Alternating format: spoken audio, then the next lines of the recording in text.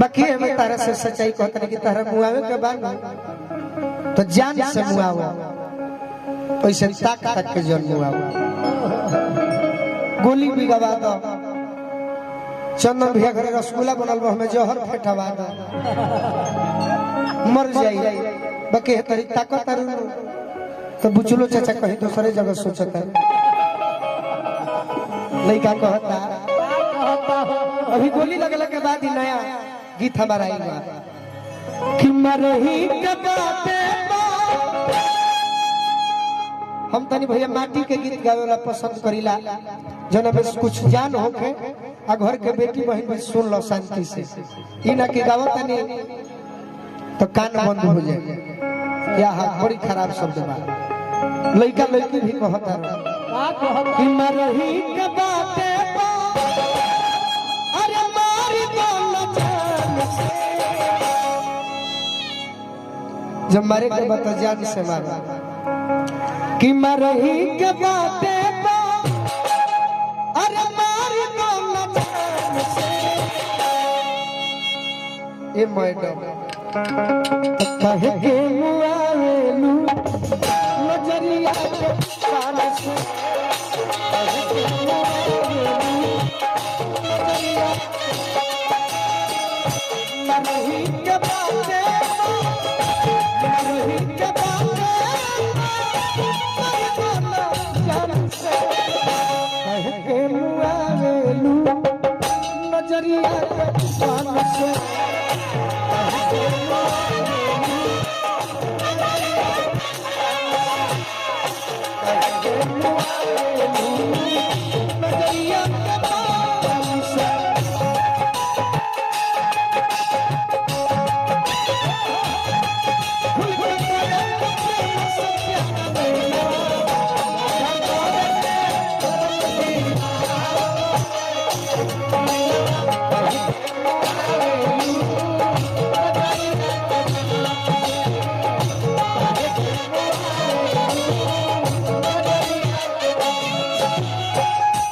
नमो सुधीर भैया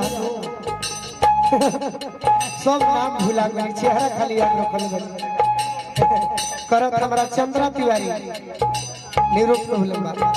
चंद्रा भैया के बड़ भाई है छोट भाई अच्छा कुछ है भाई है जितेंद्र भैया की ओर से हमेशा प्रेम मिलल बा बाकी तू जब भारतीय घर से निकलत हो खबर तो ये हम कहत घर से निकललू जब सजी सवार से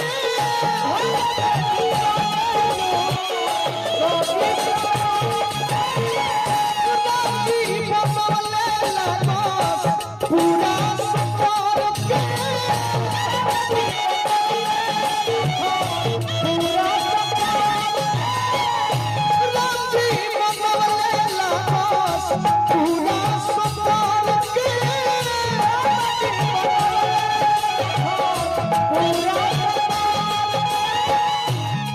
और टुन आशीर्वाद काफी बा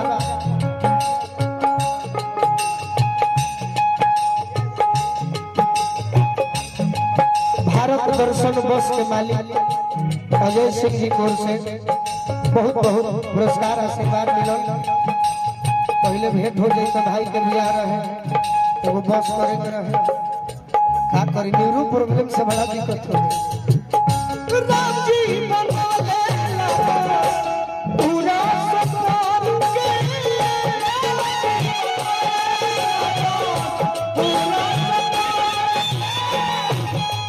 आओ कनी ताली बजा दी सब हाथ जोड़ ला ताली बजा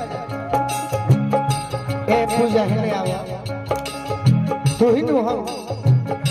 बुद्धि फेल कइले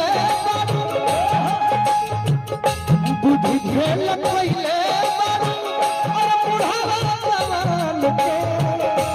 बुद्धि फेल कइले बुढ़ावा जवान के जय हिंद सर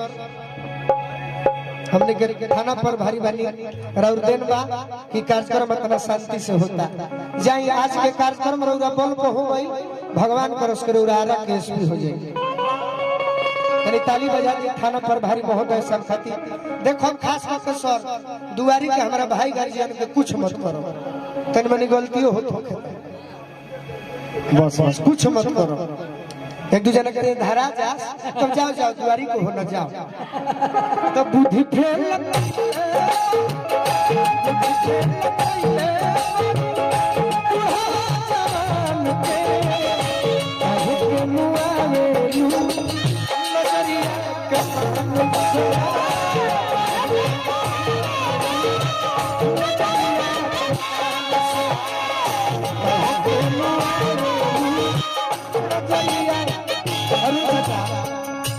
कलू भाई आई बड़ा,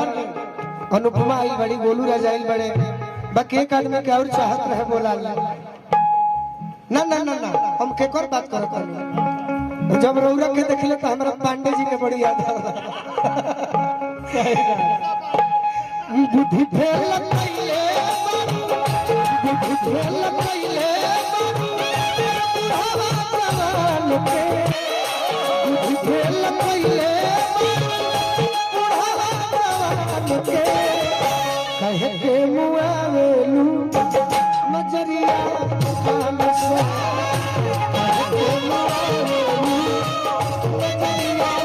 काम से कहे के मुआवेलू नजरिया गली तोहरे खातिर प्यारी हो गली तोहरे खातिर तोहरे आखिरी जिंदगी गवाई न तोहरे आखिरी जिंदगी गवाई न तुम बोलू नहीं अकबारू हो तुम बोलू नहीं अकबारू हो तोहर को केहू नहीं